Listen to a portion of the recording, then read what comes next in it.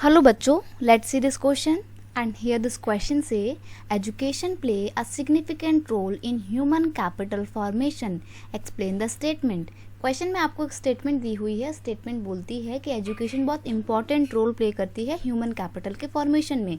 इस स्टेटमेंट को एक्सप्लेन कीजिए. तो यहाँ पे क्वेश्चन का की कॉन्सेप्ट है role of education in human capital formation.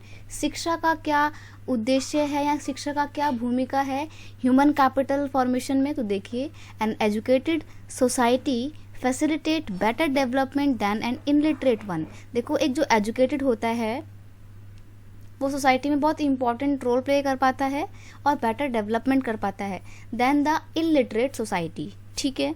Education improve the productivity and prosperity and also enrich the life experience. एक जो एजुकेटेड पर्सन होता है उसकी प्रोडक्टिविटी ज़्यादा होती है. तो एजुकेशन एक व्यक्ति की प्रोडक्टिविटी को इम्प्रूव करती है, उसको अच्छी जॉब प्रोवाइड करती है, उसकी लाइफ में प्रॉस्पेरिटी आती है, अच्छा लाइफ स्टैंडर्ड होता है, उसका लाइफ एक्सपीरियंस उसका और ज़्यादा रिच होता है.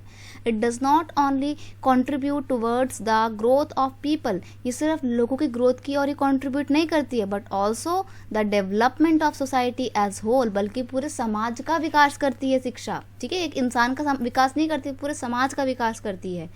It increase the national income and also cultural richness. अब लोग अमीर हैं. अमीर क्यों है? क्योंकि पढ़े लिखे हैं, अच्छी जॉब कर रहे हैं. तो जब लोगों के पास पैसा होगा तो ऑब्वियस सी बात है कंट्री के पास तो इनकम आएगी ही आएगी ना.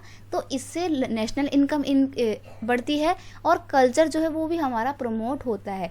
तो एजुकेशन बहुत इंपॉर्टेंट रोल प्ले करती है ह्यूमन कैपिटल के डेवलपमेंट में और एक कंट्री के प्रॉस्पेरस होने में. I hope you understand it well. Best of luck.